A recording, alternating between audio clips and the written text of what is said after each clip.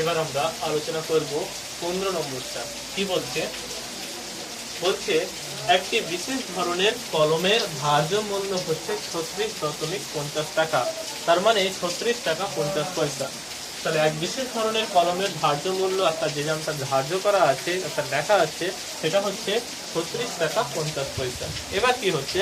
বলছে রফিক চাচা শুভমকে একটি পেনে 2 টাকা 90 পয়সা ছাড় দিয়ে বিক্রি করে 12% লাভ করলেন। তো রফিক চাচা কি করছে? শুভমকে ছাড় দিচ্ছে। লেখা আছে কয় টাকা?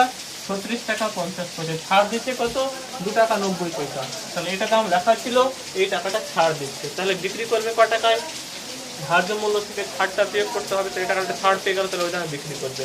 এই দামে বিক্রি করার ফলে বলছে বিক্রি করে 12% লাভ করলেন। তার রফিকটার লাভ 5% হলো, 12% লাভ হলো। তাহলে লেখা ছিল পেনের দাম 36 টাকা 50 পয়সা, 2 টাকা 90 পয়সা ছাড় দিল, ছাড় দিয়ে বিক্রি করলো।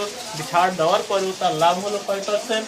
12%। তাহলে ছাড় দিয়ে বিক্রি করার পরও লাভ হলো, তারপর নিশ্চয়ই তার ক্রয় মূল্যটা আরো কি হবে? কম হবে। এবার কি বলছে? যদি তিনি ওই ধরনের আর একটি কলম, মানে একই ধরনের কলম 34.50 অর্থাৎ 34 টাকা 50 পয়সায় বিক্রি করেন, তাহলে দ্বিতীয় কলমটিতে তার শতকরা কত লাভ হলো? তো দ্বিতীয় কলম আর একটা কলম, একই ধরনের কলম, তার মানে ওই কলমের যা ক্রয় মূল্য হবে, দ্বিতীয় কলমের ক্রয় মূল্য কি হবে? একই হবে, যদি ওই ধরনেরই কলম। তাহলে সেটা বিক্রি করতে 34 টাকা 50 পয়সায়, তাহলে দ্বিতীয় কলমটিতে তার শতকরা কত লাভ বা ক্ষতি আমাদের চেয়েছে। এবার বলো তো, প্রথম কলমটার ধার্য মূল্য কত? 36 টাকা 50 পয়সা। তাহলে বিক্রয় মূল্য কত? যেহেতু এই টাকাটা ছাড় পাচ্ছে, তাহলে এটা বিক্রয় মূল্য বেড়ে যাবে। তাহলে প্রথম কলমটির ধার্য মূল্য, ধার্য মূল্য কত বলা আছে? 36 টাকা 50 পয়সা। তাহলে প্রথম কলমটির বিক্রয় মূল্য কত হবে?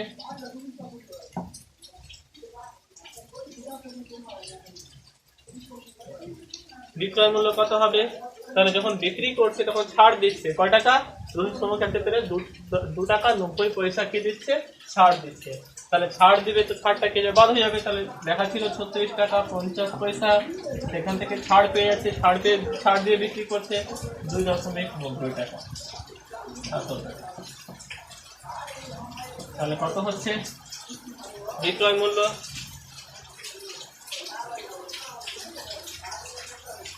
33 টাকা।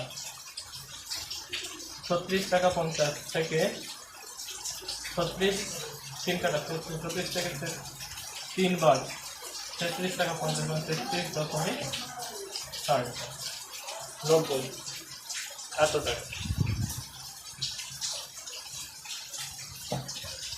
তাহলে প্রথম কলমটির বিক্রয় মূল্য হচ্ছে 33 টাকা 60 পয়সা। কেন 33 টাকা 60 পয়সা? 33 টাকা 60 পয়সা এই জন্য হচ্ছে কারণ আমাকে ধার্য মূল্য থেকে, যেটা আমরা ছাড় থেকে সেটা বাদ দিতে হবে। তাহলে ছাড় পেলাম, তাহলে বিক্রি করেছে 36 টাকা ধার্য মূল্য ছিল, 2 টাকা 90 পয়সা ছাড় দিয়েছে, তাহলে বিক্রয় মূল্য ধার্য মূল্য থেকে ছাড়টা বেড়ে যাও, তাহলে এটা হয়ে গেল 33 টাকা 60। এটা হচ্ছে বিক্রয় মূল্য। তাহলে এই দামে কি করছে? বিক্রি করছে। বলছে 2 টাকা 90 পয়সা ছাড় দিয়ে বিক্রি করলে তার 12% কি হচ্ছে? লাভ হচ্ছে। তাহলে 12% লাভ করলো। তাহলে 12% লাভ করাটার মানে কি? ক্রয় মূল্য 100 টাকা হলে লাভ 12 টাকা, অর্থাৎ বিক্রয় মূল্য 112 টাকা। উল্টে লিখলে কি হবে? বিক্রয় মূল্য আগে লিখবো, তার মানে বিক্রয় মূল্য যদি 112 টাকা হয়, তাহলে ক্রয় মূল্য হচ্ছে আমাদের 100 টাকা। তাহলে 12% লাভ কি, তাই তো? তাহলে 12% লাভের ক্ষেত্রে 12% লাভের ক্ষেত্রে কি হবে? ক্রয় মূল্য 100 হলে বিক্রয় মূল্য 112, তার মানে বিক্রয় মূল্য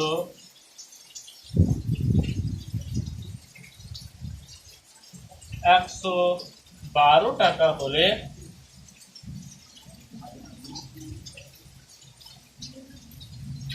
ক্রয় মূল্য সমান 100 টাকা। ক্রয় মূল্য হবে 100 টাকা। এটা আমাদের ক্লিয়ার? এটা কার মানে? 12% লাভ করার মানে বিক্রয় মূল্য 112 টাকা হলে ক্রয় মূল্য হবে আমাদের 100 টাকা। এবার আমাদের বিক্রয় মূল্য তো 112 নয়, আমাদের বিক্রয় মূল্য কত? 33 টাকা 60 পয়সা। তাহলে ক্রয় মূল্যটা আমাদের বেরিয়ে আসছে। তাহলে বিক্রয় মূল্য যদি 1 টাকা হতো তাহলে ক্রয় মূল্য কত হতো? 100 বাই 112 টাকা। আমাদের বিক্রয় মূল্য কত? টাকায় বিক্রি করেছি প্রথম কলমটি? 33 টাকা 60 পয়সায়। তাহলে প্রথম কলমটি বিক্রয় মূল্য যদি বিক্রয় মূল্য 33.4 টাকা হলে ক্রয় মূল্য হবে কত? 100 বাই 112 ইন্টু 33.50 এত টাকা। ক্যালকুলেশন করো কত হবে? 100 বাই 112 গুণিত 33 বাই 100, তাহলে 100 কেটে গেল। 3 দিয়ে এটা কাটবে, 3 1 3, 3 1 3, 3 2 6, 3 দিয়ে এটা পুরো 336, 3 30, তাহলে বেরিয়ে আসলো কাটাকাটি করে 30 টাকা।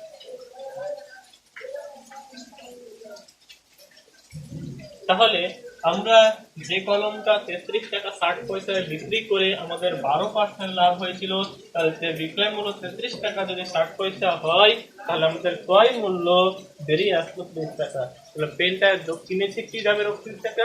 30 টাকা পেনটা কিনেছে আমাদের 30 টাকা। তাহলে প্রথম কলমটা যদি 30 টাকা হয় তো দ্বিতীয় একই ধরনের কলম, তার দ্বিতীয় কলমটির ক্রয় মূল্য কত হবে?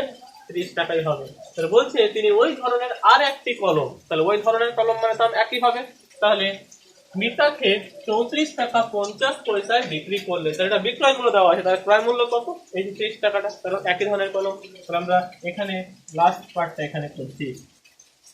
দ্বিতীয় কলমটির, অতএব দ্বিতীয়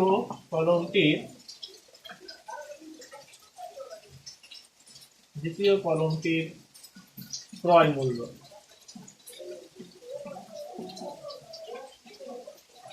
সমান 30 টাকা।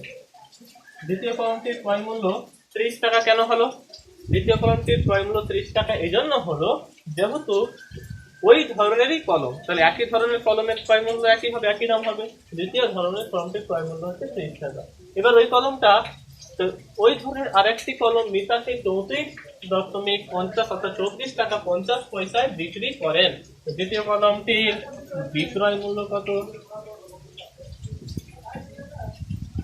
দ্বিতীয় কলমটির বিক্রয় মূল্য হচ্ছে 34 টাকা 50 পয়সা। তাহলে দ্বিতীয় কলমটিতে লাভ কত?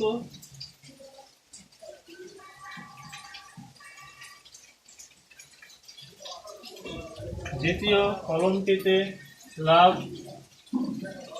লাভের ফর্মুলা কি? বিক্রয় মূল্য থেকে ক্রয় মূল্য বাদ। তাহলে আমাদের বিক্রয় মূল্য 34 টাকা 50 পয়সা, ক্রয় মূল্য 30 টাকা। তাহলে লাভ এটা থেকে এটা বিয়োগ, 34 থেকে 30 বাদ, মানে 4 টাকা। লাভ হচ্ছে আমাদের 4 টাকা 50 পয়সা। চেয়েছি কি?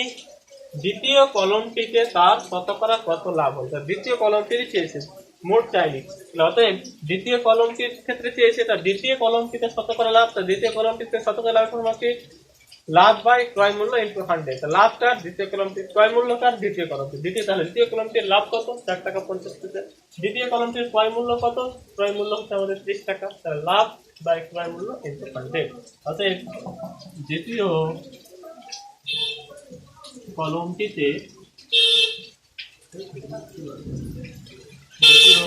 কলমটিতে শতকরা লাভ সমান কত হবে? লাভ বাই ক্রয় মূল্য। লাভ কত? 4.50 বাই ক্রয় মূল্য কত? 30 ইনটু। এইগুলো দ্বিতীয় কলমটির শতকরা লাভ। ক্যালকুলেশন করলে আমাদের হয়ে যাবে। তাহলে দশমিক তুলে দিলাম, 100 দিয়ে গুণ, 2 শূন্য কেটে গেল, 0 0 কেটে গেল, 3 15 দ্বিতীয় কলমটিতে শতকরা লাভ হচ্ছে আমাদের 15 টাকা।